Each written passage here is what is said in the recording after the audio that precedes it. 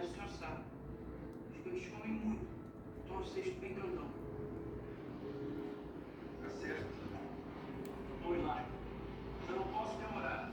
Metralhadoras, pistolas automáticas, olha, todo tipo de armamento. Foram mais de 10 armas apreendidas na região de Paraisópolis, lá que as armas eram escondidas e lá que toda a operação funcionava. Era através de redes sociais que ele anunciava essas cartelas, cada uma com